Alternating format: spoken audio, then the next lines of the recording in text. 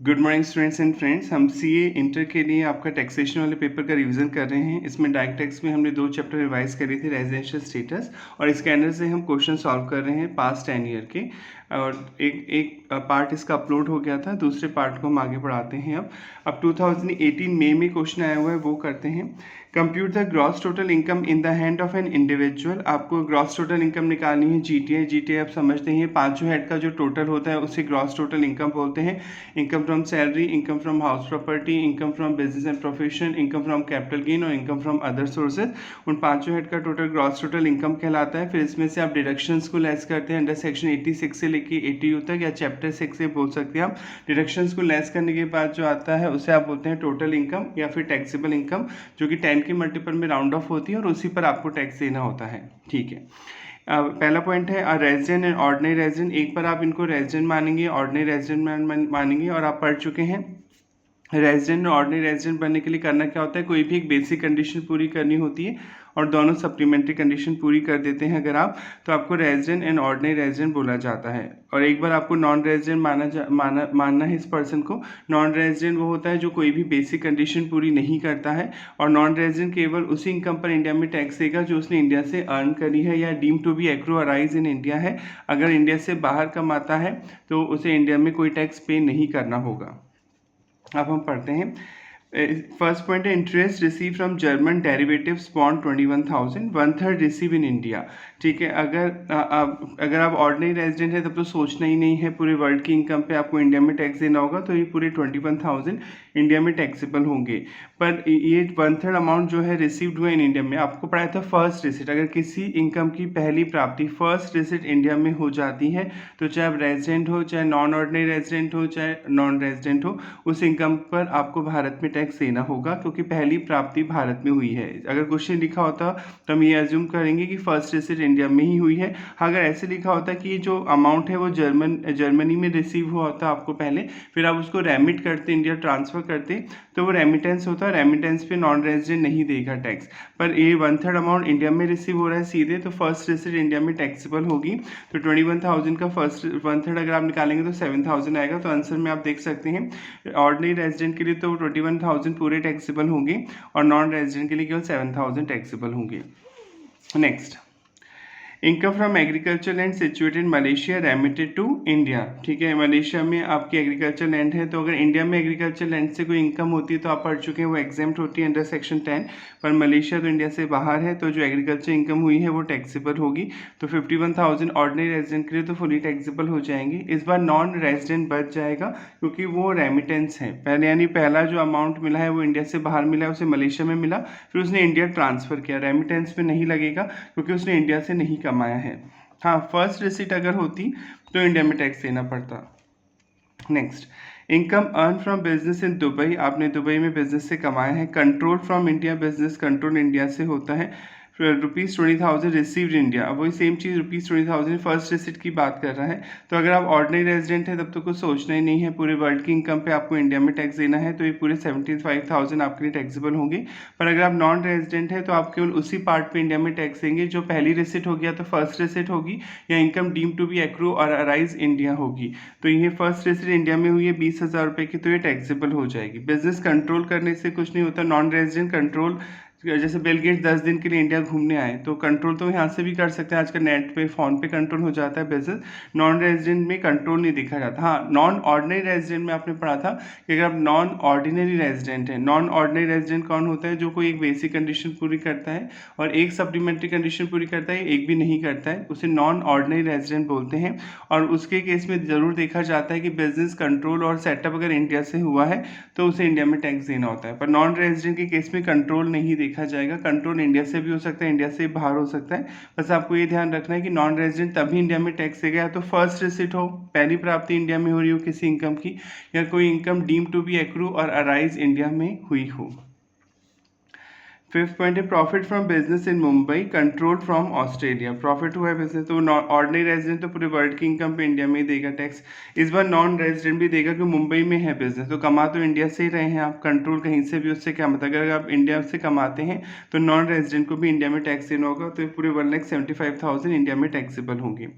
Interest receive from mister Ashok NRI on loan provided to him for business in India. आपने पढ़ा था कि अगर कोई NRI है वो लोन देता है, ठीक है, किसी NRI को या किसी भी रेजिडेंट को, ठीक है, और आप वो उस लोन का पैसा बिजनेस जो उस लोन का पैसा इंडिया में किसी बिजनेस या प्रोफेशन को सेटअप करने के लिए यूज़ होता है, तो जो इंटरेस्ट मिल रहा है माना जाएगा वो नॉन रेजिडेंट इंडिया से कमा रहा है, क्योंकि उसने इंडिया में बिजनेस करने के लिए लोन दिया है किसी को। तो ये इंटरेस्ट भी क्या हो जाएगा, टैक्सेबल हो जाएगा। ऑर्डिनरी हो तब तो पूरा होगा ही टैक्सेबल, और जो नॉन रेजिडेंट के तौर पर भी आपको जो इंटरेस्ट रिसीव हो रहा है, क्योंकि आपने लोन जो दिया है इंडिया में बिजनेस करने के लिए दिया है, तो फिर आपको जो इंटरेस्ट की इनकम हो रही है वो इंडिया से डीम टू बी एक्रूअराइज मानी जाएगी, और उस पर आपको इंडिया में टैक्स देना होगा।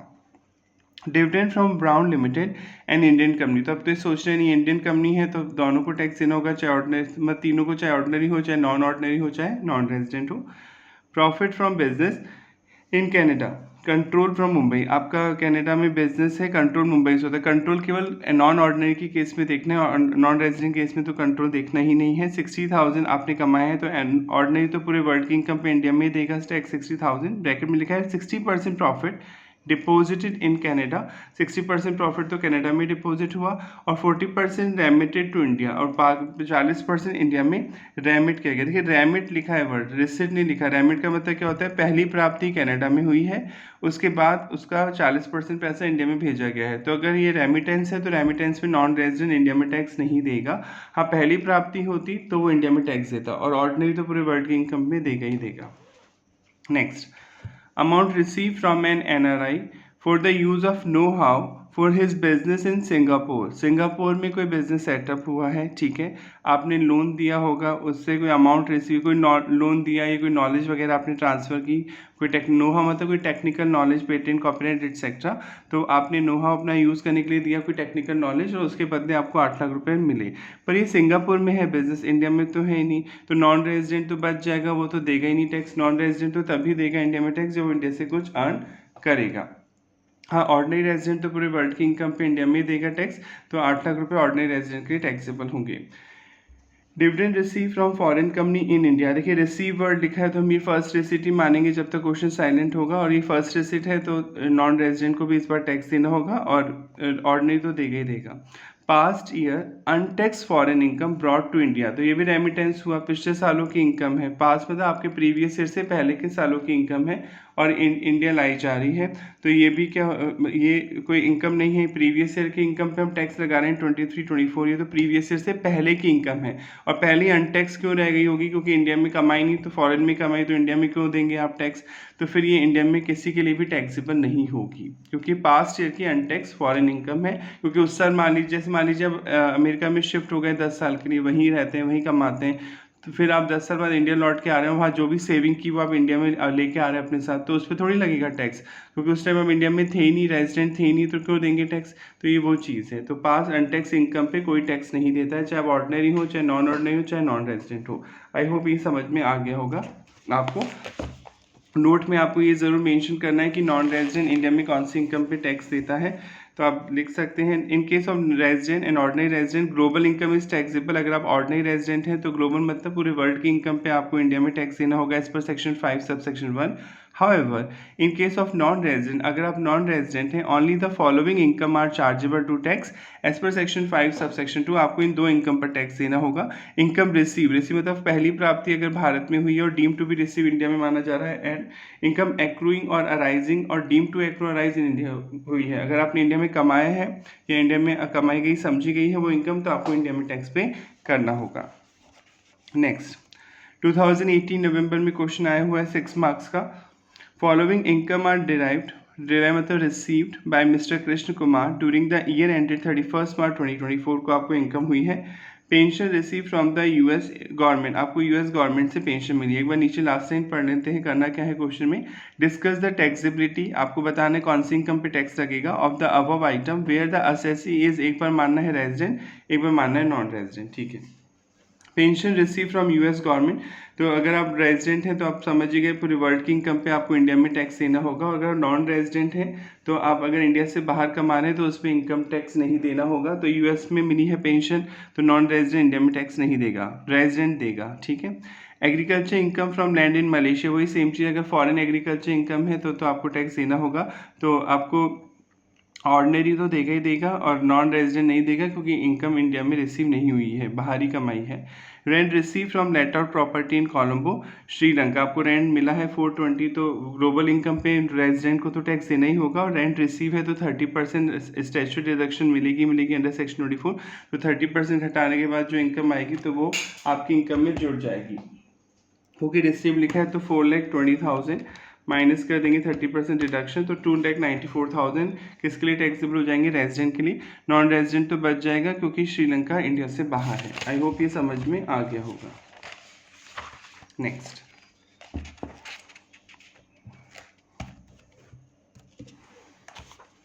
इन्होंने यहाँ पे लिखा है 420 टैक्सेबल, पर यहाँ लिख दिया कि 30% डिडक्शन भी मिलेगी। मैंने आपको 30% डिडक्शन समझा के घटाने के बाद समझा दिया। आप घटाने के बाद भी लिख सकते हैं, नोट फिर उसका लिख सकते हैं, तो ऐसे भी लिख सकते हैं।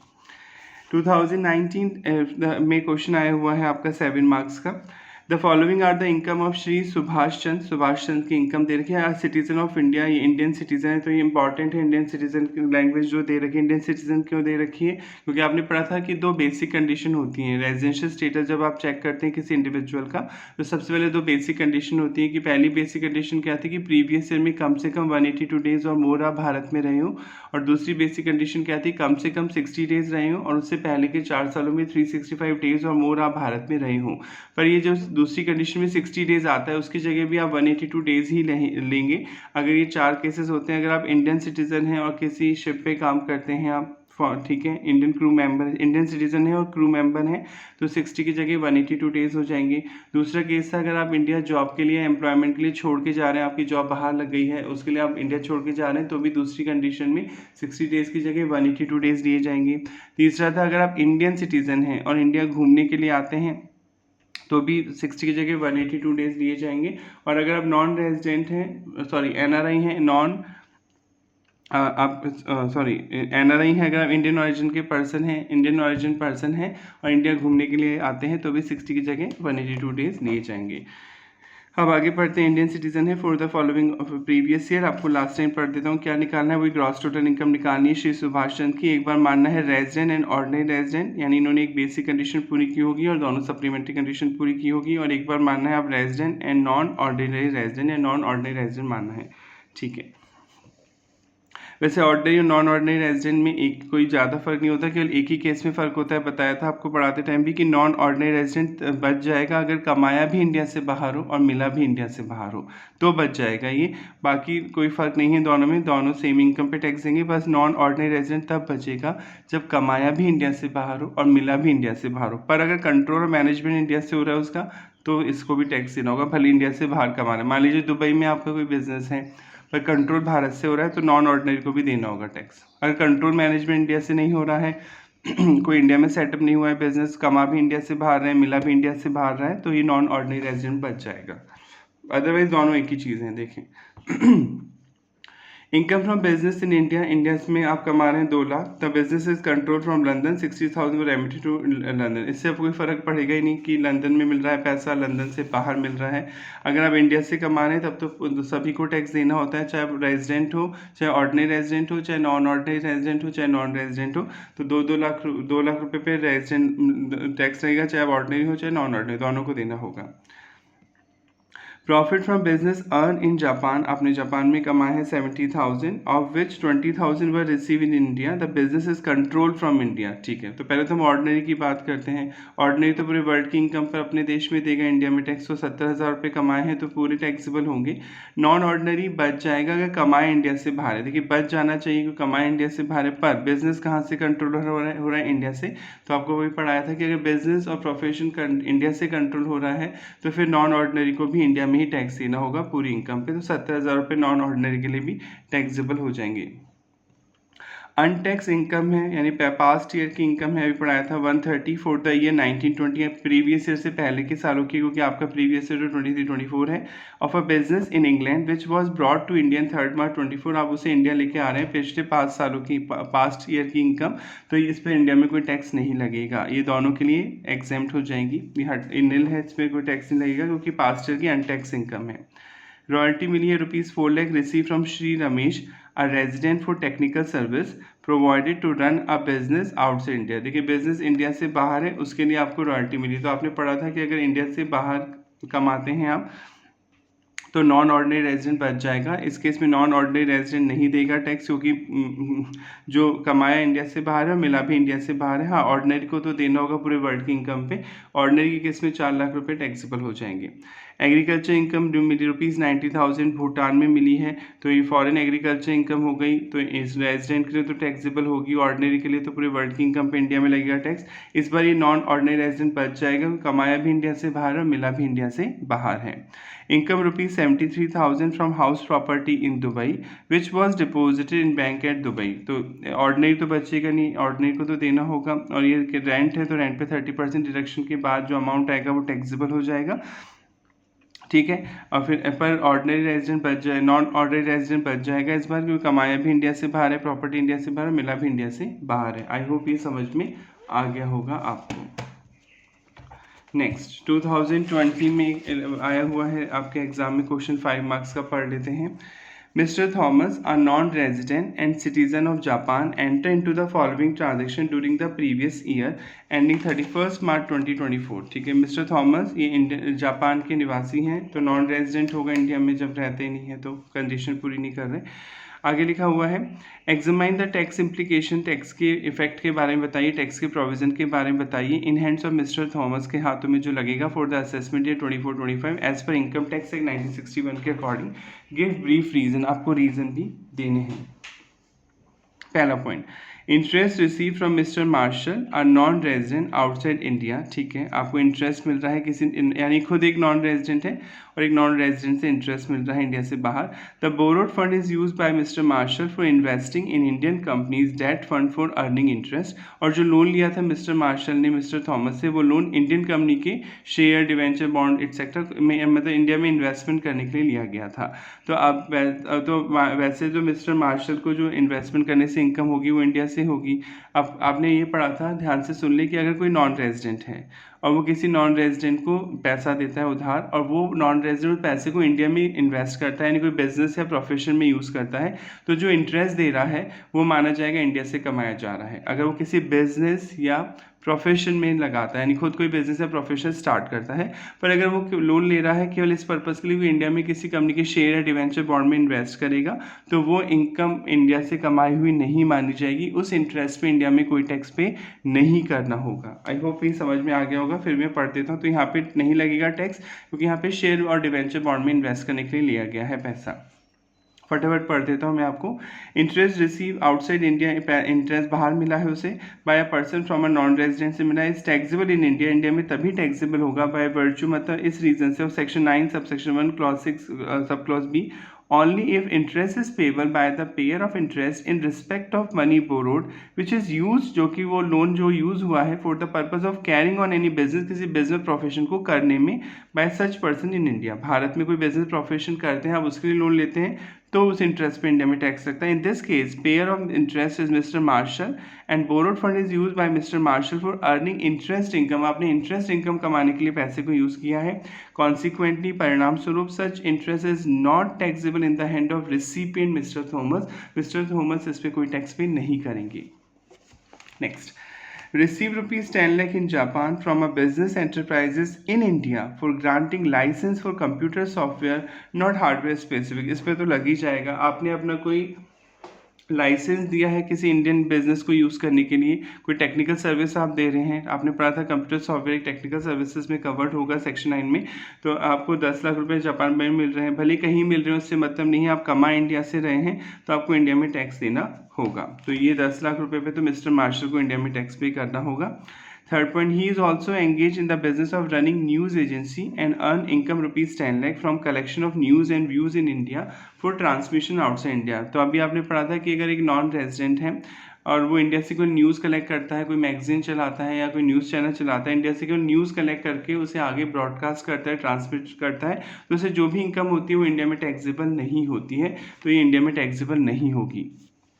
Fourth, he entered into an agreement with SK and Company, a partnership firm, for transfer of technical document and design and for providing services relating thereto to set up a denim jeans manufacturing plant and Surat, India में कोई plant लगा रहे हैं denim का, jeans का, उसके लिए आप कंसल्टेंसी दे रहे हैं, सर्विस दे रहे हैं किसी इंडियन पार्टनरशिप फर्म को। He charge ₹10 lakh for the service, से आप 10 लाख रुपए कमा रहे हैं, तो इस पर तो लगेगा टैक्स, क्योंकि आप इंडिया में किसी बिजनेस को चलाने के लिए कोई कंसल्टेंसी दे रहे हैं, कोई टेक्निकल सर्विसेज दे रहे हैं, तो और इंडिया से कमा रहे हैं, तो इस 10 लाख रुपए पे मिस्टर थॉमस को टैक्स देना होगा। आई होप ये समझ में आ गया होगा। नेक्स्ट एग्जाम्पल लेते हैं, सॉरी एग्जाम्पल नहीं, नेक्स्ट क्वेश्चन लेते हैं। देखिए 2021 जनवरी में क्वेश्चन आया हुआ है 7 मार्क्स का। Rajesh was employed in Axis limited, आप एक्सिस लिमिटेड में जॉब करते हैं बैंक में Mumbai. He receive a salary of ₹45,000 from per month from 1 April 23 से लेके 28 सितंबर तक आपको सैलरी मिली है 45,000 रुपये, ठीक है। He resign and left from Dubai for the first time on 28 September 2023, आपने इंडिया छोड़ दिया और आप इंडिया छोड़ के दुबई जा रहे हैं 28 सितंबर 2023 को।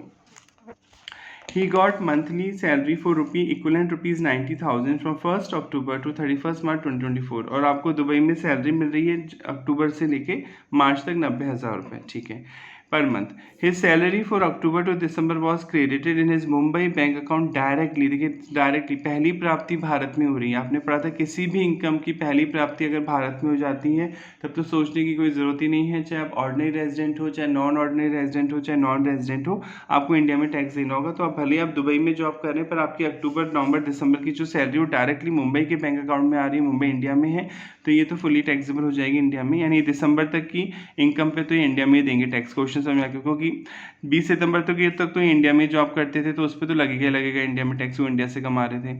और अक्टूबर नवंबर दिसंबर की सैलरी भी डायरेक्टली इंडिया में क्रेडिट हो रही है, तो उस पर भी आपको टैक्स देना होगा।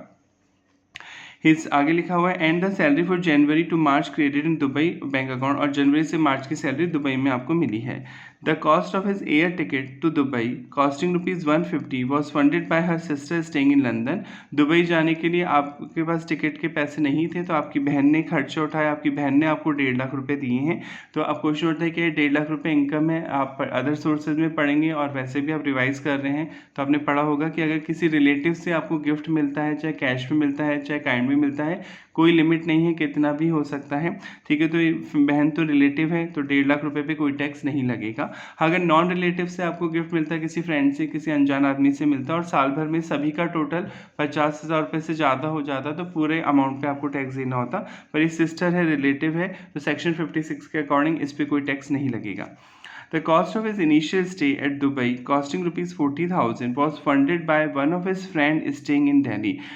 ठीक है, आपका दुबई में जो स्टार्टिंग का खर्चा था 40,000 रुपये, उसका वो पैसा आपको आपके फ्रेंड ने दिया है जो कि दिल्ली में रहता है। तो फ्रेंड से जो पैसा मिलता है वो टैक्सेबल होगा अगर साल भर में कुल मिलाकर सभी फ्रेंड से, ABC जितने भी आपके फ्रेंड हैं, सभी, एक की लिमिट नहीं है, सभी फ्रेंड से कुल मिलाकर अगर 50,000 रुपये से ज़्यादा का आपको कैश में पैसा मिलता है, कैश या बैंक के थ्रू, तो फुली टैक्सेबल हो जाता है। जैसे मान लीजिए आपके 6 फ्रेंड हैं, 6 फ्रेंड ने 10-10 हज़ार रुपये आपको दिए, तो 60,000 रुपये मिले साल में, तो पूरे 60,000 रुपये टैक्सेबल हो जाएंगे। ये 50,000 लेस नहीं होंगे, यानी अगर 50,000 तक मिलता है तब तो नहीं लगता टैक्स, पर 50,000 रुपये से एक भी रुपया ज़्यादा होगा तो पूरा अमाउंट टैक्सेबल हो जाएगा। पर यहाँ तो 40,000 रुपये भी मिला है, 50,000 से कम मिला है, तो ये टैक्स फ्री हो जाएगा, इस पर कोई टैक्स नहीं लगेगा।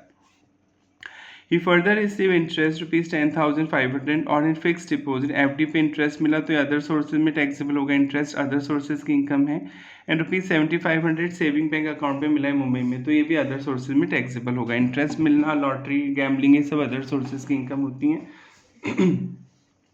He also paid LIC premium ₹50,000 for self, 10,000 for spouse and आपने पढ़ा LIC प्रीमियम पे करते हैं तो 80C में डिडक्शन मिलती है। अभी आप आगे पढ़ेंगे, अदर सोर्सेज रिविजन करेंगे, तो आप LIC किसी के लिए भी ले सकते हैं, अपने लिए भी ले सकते हैं, अपने स्पाउस बच्चों के लिए ले सकते हैं, बच्चे डिपेंडेंट भी हो सकते हैं और इंडिपेंडेंट भी हो सकते हैं।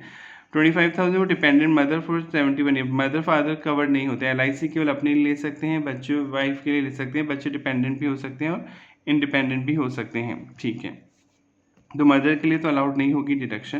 Compute taxable income mister Rajesh for the assessment, आपको टैक्सेबल इनकम निकालनी है। तो सबसे पहले तो हम इनका रेजिडेंशियल स्टेटस चेक करेंगे कि ये ऑर्डिनरी रेजिडेंट हैं कि नॉन ऑर्डिनरी हैं या नॉन रेजिडेंट हैं, क्योंकि अगर ऑर्डिनरी रेजिडेंट हो गए तो पूरे वर्ल्ड की इनकम पे इंडिया में ही देंगे टैक्स। ये देखिए साफ साफ लिखा है क्वेश्चन में, 28 सितंबर को भारत छोड़ के गए थे, दुबई के लिए रवाना हुए थे। तो आपने पढ़ा था कि जाने का दिन भी इंडिया में काउंट होता है और आने का दिन भी काउंट होता है। तो 28 सितंबर तक तो इंडिया में थे, अप्रैल से तो अगर आप काउंट करेंगे तो मैं फटाफट पढ़ देता हूँ। अप्रैल में हो गए 30 डेज, मई में 31, जून में 30, जुलाई में 31, अगस्त में 31 और सितंबर में 28। तो टोटल अगर आप करेंगे तो 181 डेज आ रहा है। तो अभी आपने पढ़ा था कि अगर कोई पर्सन जॉब के पर्पस के लिए इंडिया छोड़ के जाता है तो कम से कम 182 डेज उसका भारत में रहना ज़रूरी है बेसिक कंडीशन सेटिस्फाई करने के लिए। तो 182 डेज हो ही नहीं रही, तो 181 डेज हो रहे हैं, तो ये क्या माने जाएंगे, नॉन रेजिडेंट माने जाएंगे, क्योंकि बेसिक कंडीशन पूरी नहीं होगी यहाँ पर। ठीक है, तो आपका आंसर हो गया नॉन रेजिडेंट है। अब अगर नॉन रेजिडेंट है तो नॉन रेजिडेंट इंडिया में तभी देगा टैक्स जब वो इंडिया से कुछ कमाएगा या पहली प्राप्ति भारत में हो जाएगी किसी इनकम की। तो ये अप्रैल से तो इंडिया में जॉब करते थे और 45,000 रुपये मिलते थे, क्वेश्चन बोल रहा है 45,000। तो अप्रैल से आप काउंट करेंगे, अगस्त तक पूरे 5 महीने हो रहे हैं, और फिर 20 सितंबर तक ये जॉब करते थे, तो सितंबर में 20 दिन की सैलरी लेनी है आपको केवल। तो 45,000 और 13 to 20, तो टोटल आपकी सितंबर तक की सैलरी होगी 255। फिर क्वेश्चन कह रहा था कि अक्टूबर नवंबर दिसंबर की दुबई की सैलरी डायरेक्टली इंडिया में रिसीव हुई थी, पहली प्राप्ति इंडिया में हो रही थी, तो वो भी इंडिया में टैक्सेबल हो गई। टोटली एक ग्रॉस सैलरी आ गई। अभी आप सैलरी वाले चैप्टर में पढ़ेंगे कि सैलरी में स्टैंडर्ड डिडक्शन मिलती है अंडर सेक्शन 16 क्लॉज आइए।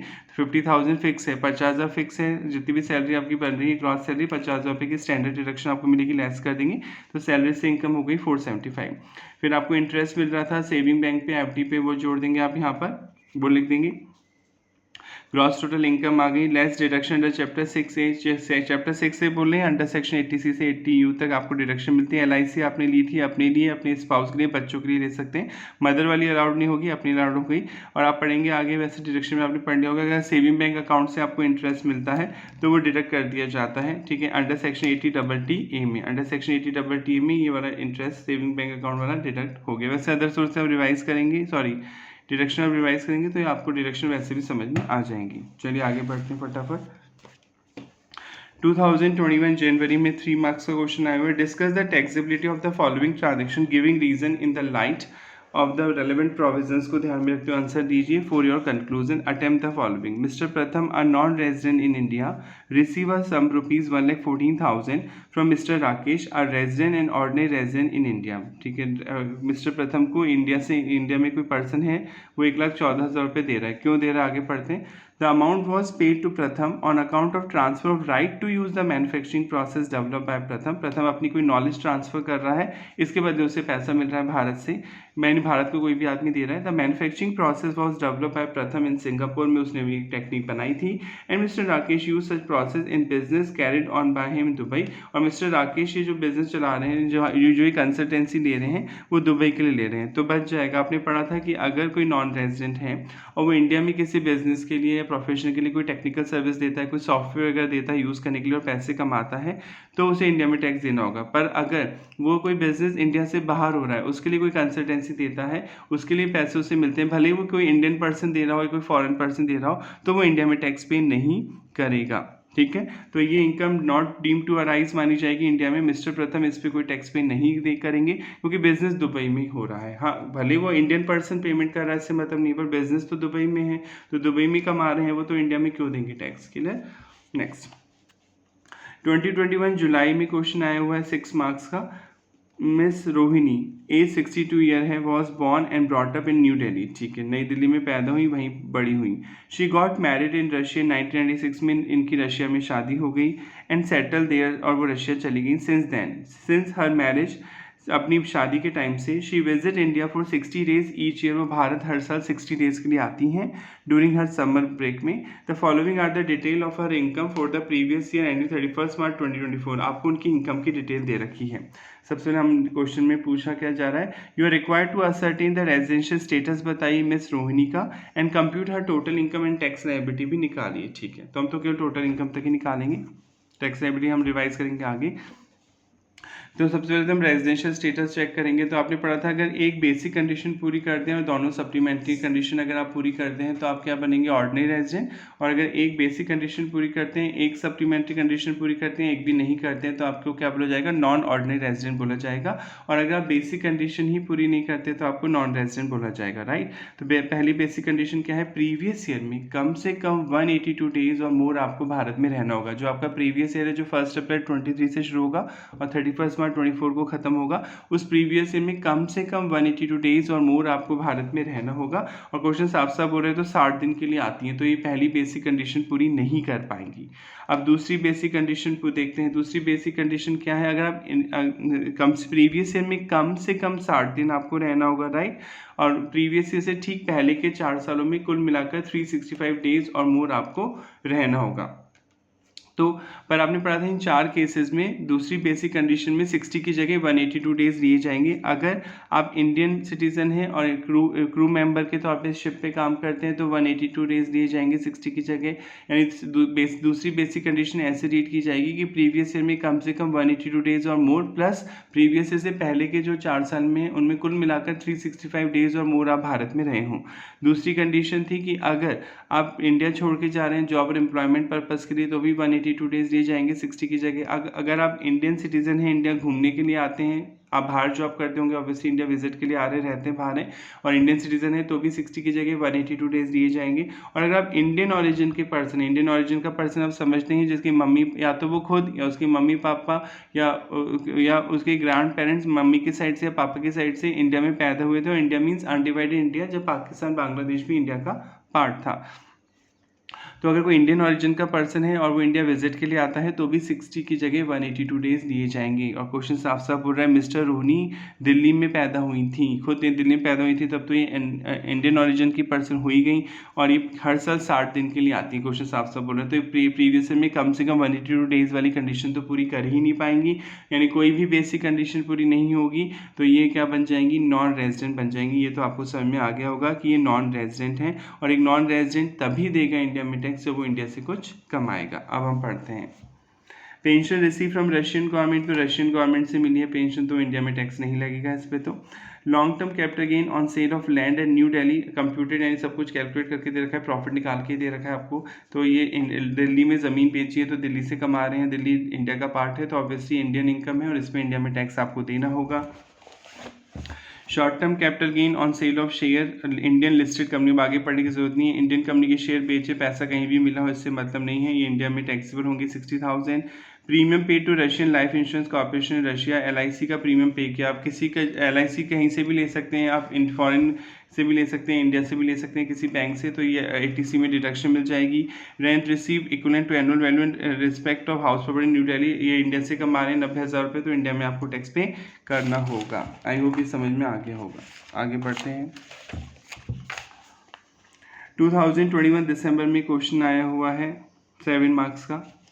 Examine the tax implication of the following transaction for the assessment year 24-25 में आपको टैक्स इम्प्लीकेशन निकालनी है। Government of India has appointed Mister Rahul as an ambassador in Japan, he receive salary ₹750 and allowances $240 during the previous year 23-24 for rendering his service in Japan. He is an Indian citizen having status of non resident India for the previous year 23-24, क्योंकि भारत सरकार के behalf पे आपका appointment Japan में हो गया, जब आप पिछले साल 23-24 में भारत आए नहीं बिल्कुल ही, तो ऑब्वियसली आप बेसिक कंडीशन पूरी नहीं कर पाएंगे, तो आप नॉन रेजिडेंट हैं। अब क्वेश्चन होता है जो सैलरी मिल रही कौन देगा टैक्स, आप पढ़ चुके हैं। अगर आप इंडियन गवर्नमेंट के बिहाफ पर, भारत सरकार के बिहाफ पर भारत से बाहर जाके कोई सर्विस देते हैं, तो जो भारत सरकार आपको सैलरी देती है वो इंडिया में टैक्सेबल होती है, तो ये जो सैलरी मिल रही है ये इंडिया में टैक्सेबल होगी। पर आपने ये पढ़ा था कि भारत सरकार के बिहाफ पर अगर आप इंडिया से बाहर जाके कोई सर्विस देते हैं और आपको कोई अलाउंसेस मिलते हैं या परक्यूजर्स मिलते हैं, तो allowances perquisite under section 10 subsection 7 fully exempt हो जाते हैं, तो अलाउंसेस परक्यूजर्स पे तो कोई टैक्स नहीं लगेगा। हाँ, ये सैलरी पे टैक्स मिलेगा, और सैलरी पे आप समझते हैं 50,000 की स्टैंडर्ड डिडक्शन भी आपको मिल जाएगी। आगे पढ़ते हैं। Mr. Juhi, a non-resident in India, is engaged in operations which are confined to purchase of goods in India for the purpose of export. Mr. Juhi एक नॉन रेजिडेंट है और इंडिया में केवल वो सामान खरीद रही हैं, परचेज कर रही हैं, एक्सपोर्ट कर रही हैं, यानी इंडिया में अपना कोई सामान नहीं बेच रही हैं, इंडिया से खरीद के एक्सपोर्ट कर रही हैं। She has earn 250 during the previous year, ये भी आपने पढ़ा था कि अगर कोई नॉन रेजिडेंट है और वो इंडिया में अपना सामान बेचेगा तब तो प्रॉफिट होगा, तब वो टैक्स देगा, पर वो इंडिया से खरीद रहा है और बाहर ले जा रहा है, एक्सपोर्ट कर रहा है, तो वो तो परचेज हो गई ना, वो तो परचेज बोलेंगे, परचेज पे थोड़ी कोई टैक्स लगेगा, तो ये कोई टैक्सेबल नहीं है, इस पर कोई टैक्स नहीं देगी miss Juhi.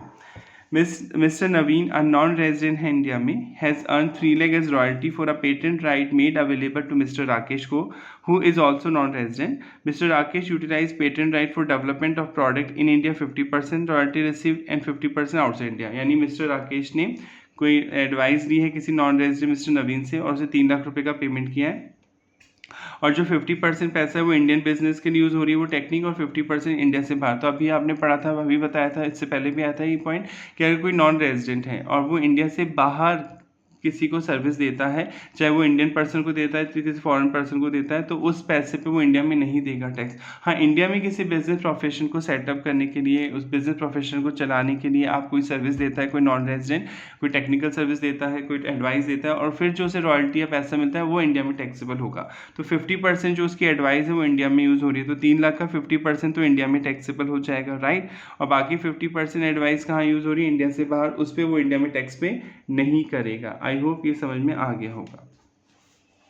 Next, Mr. James, NRI borrowed rupees 10 lakh on 1st April 23 from Mr.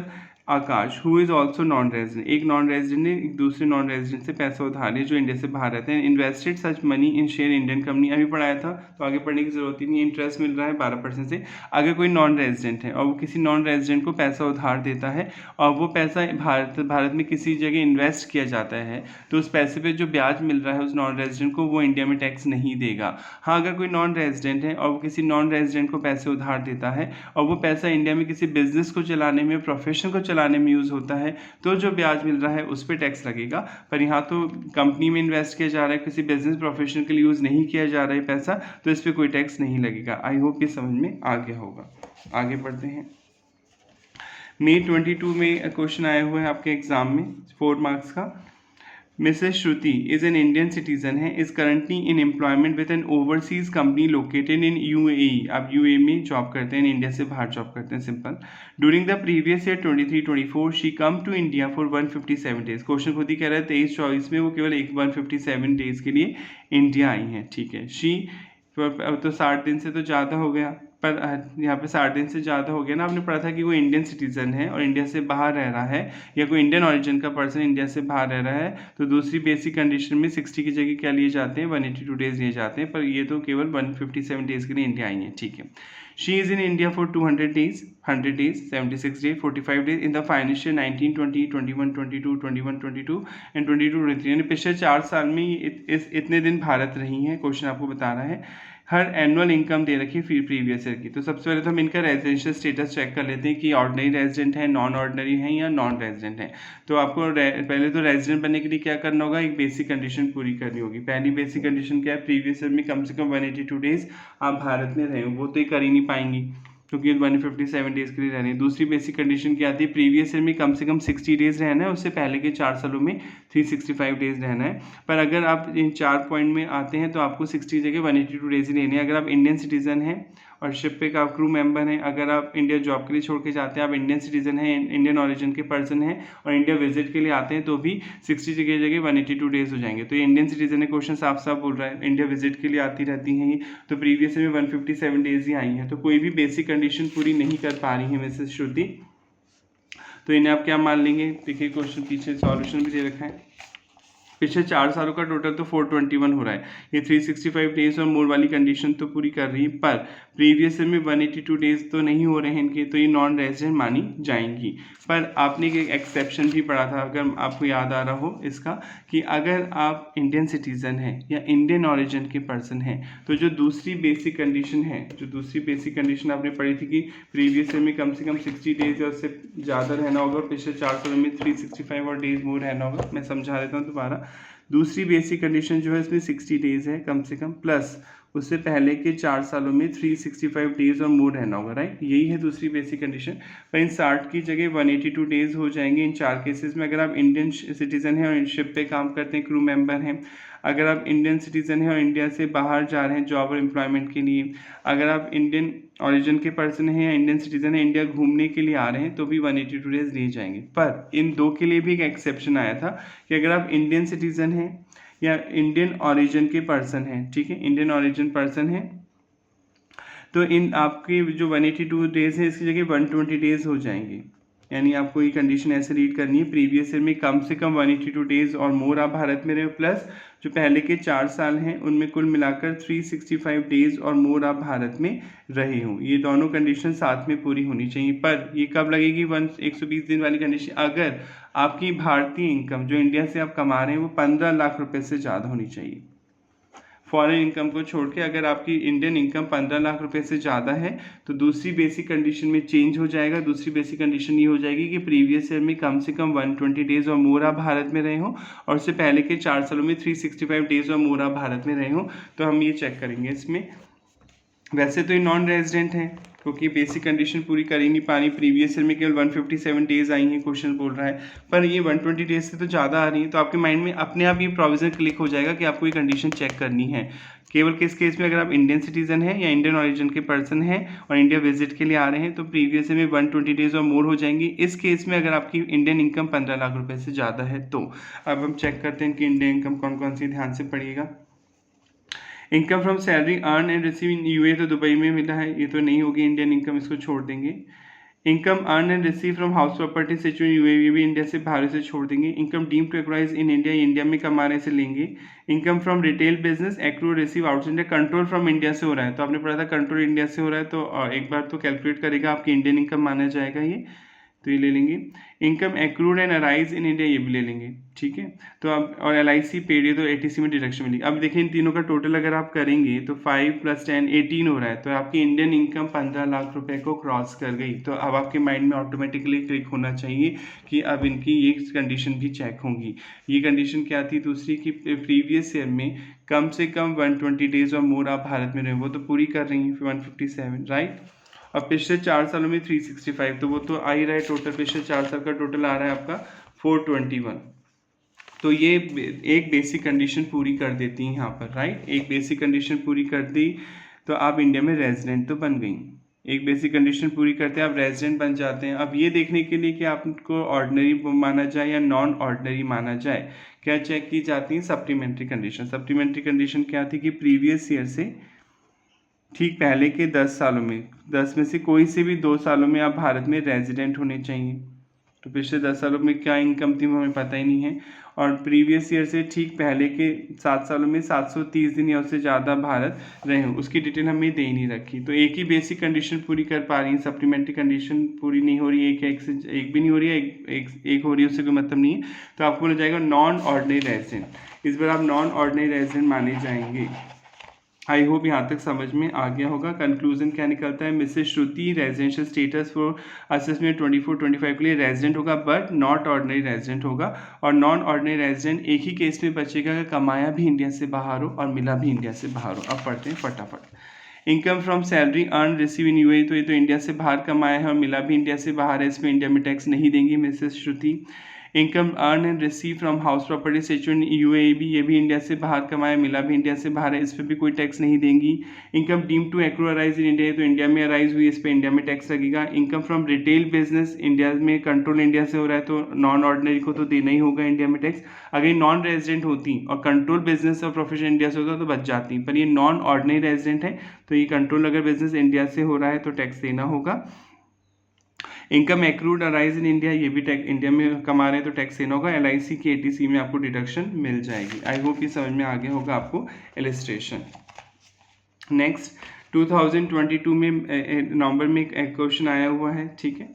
Mister सार्थक an individual and Indian citizen है लिविंग अब्रॉड दुबई या टैक्स हेवन। अब देखिए टैक्स हेवन है तो आपके माइंड में क्लिक होना चाहिए सेक्शन 6 सबसेक्शन 1 वाला प्रोविजन जो आपने पढ़ा था इनकम टैक्स में कि अगर कोई पर्सन है जो कि इंडियन सिटीजन है, इंडियन सिटीजन पे लगेगा ही, इंडियन ओरिजिन का नहीं, इंडियन सिटीजन पे ही लगेगा ये रूल कि अगर आप इंडियन सिटीजन हैं और आप बाहर कमाते हैं, इंडिया से बाहर आप कमाते हैं और उस देश में आपका टैक्स नहीं बनता है, कोई भी रीज़न हो सकता है, वो इनकम टैक्स के दायरे में नहीं आती है, मतलब उस पर टैक्स लगना चाहिए पर वहाँ की सरकार ने कोई एग्जाम्पशन वगैरह देके टैक्स चार्ज नहीं किया आपका, तो फिर अगर आपकी इंडियन इनकम वही 15 लाख से ज़्यादा है प्रीवियस ईयर में, 15 लाख से ज़्यादा है प्रीवियस ईयर में, भले आप इंडिया एक भी दिन नहीं आए, उससे कोई मतलब नहीं है। आपको डीम टू बी रेजिडेंट माना जाएगा, भारत का निवासी माना जाएगा। कौन सा? Non ordinary resident. आपको नॉन ऑर्डिनरी रेजिडेंट ट्रीट करेंगे टैक्स वाले, और आपको फिर टैक्स देना होगा भारत में। फटाफट रिवाइज करने, section 6 subsection 1 deem to be resident पे था।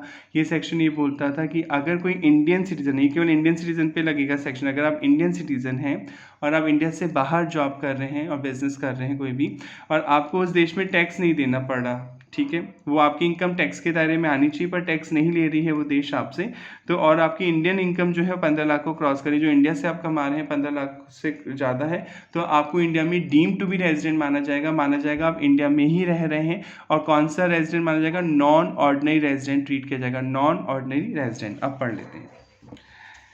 तो देखिए, मिस्टर सार्थक एक इंडिविजुअल इंडियन सिटीजन, बस इंडियन सिटीजन चेक करना है, इंडियन ओरिजिन का पर्सन होता तब नहीं देखते, इंडियन सिटीजन होने पे ही लगेगा ये rule.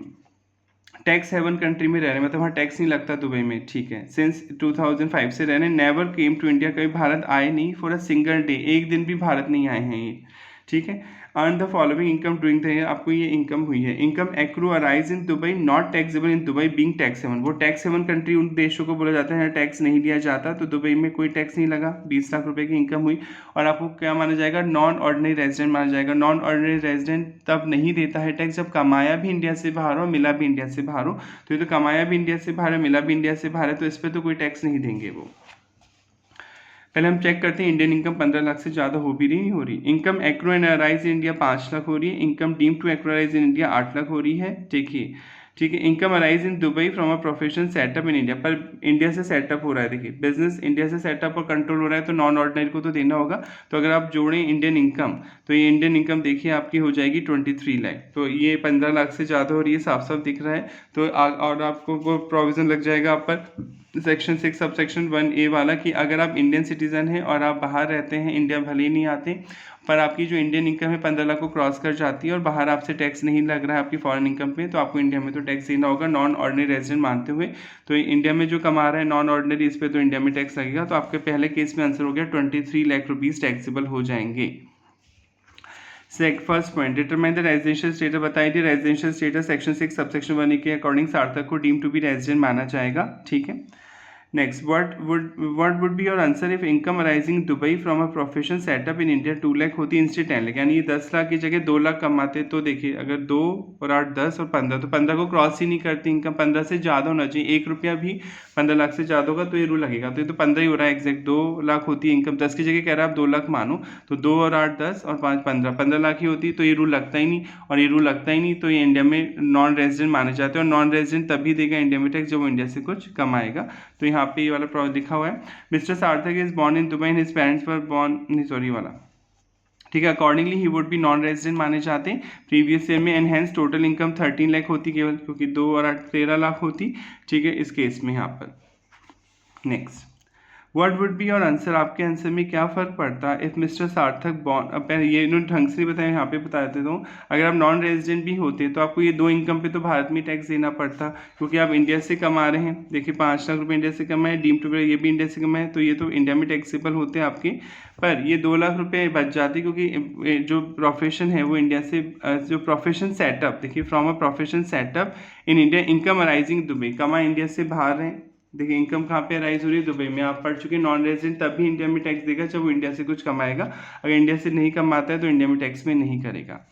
What would be your answer if mister Sarthak from born in Dubai and his parents were born in Dubai, आपके आंसर में क्या फ़र्क पड़ता अगर ये सार्थक दुबई में ही पैदा होते और उनके पेरेंट्स इंडिया में होते? तो इस केस में इन्हें क्या मानते, इंडियन ऑरिजिन का पर्सन माना चाहता, क्योंकि आप पढ़ चुके हैं, आप इंडियन ओरिजिन का पर्सन वो होता है जो खुद इंडिया में पैदा हुआ हो या उसके पेरेंट्स या उसके ग्रैंड पेरेंट्स इंडिया में पैदा हुए हों। तो मिस्टर सार्थक तो दुबई में पैदा हुए हैं पर इनके पेरेंट्स इंडिया में पैदा हुए, तो कौन से हो गए? इंडियन ओरिजिन के पर्सन हो गए। और ये सेक्शन 6 सब सेक्शन 1 वाला डीमिंग प्रोविजन जो है, डीम टू बी रेजिडेंट वाला प्रोविजन केवल इंडियन सिटीजन पे अप्लाई होता है, इंडियन ओरिजिन पर्सन पे अप्लाई नहीं होता है। तो यहाँ पे आप लिख देंगे mister Sarthak born in Dubai and his parents were born in India, he would not be an Indian citizen, वो इंडियन सिटीजन नहीं है, बट ही में qualify as a person Indian origin माना जाएगा। In such case the provision relating to deem resident would not apply to, उन पे ये apply नहीं होगा, ठीक है। और he would be non resident रहेंगे during the previous, total income would be 13 lakh, इनको 13 लाख पे टैक्स देना होगा। आई होप ये समझ में आ गया होगा। अब हम नेक्स्ट क्लास में सैलरी वाला चैप्टर रिवाइज करेंगे। अगर आपको कोई प्रॉब्लम आ रही है, आपकी कोई स्पेसिफिक क्वेश्चन है, तो प्लीज़ आप कमेंट करके पूछ सकते हैं। Thank you so much.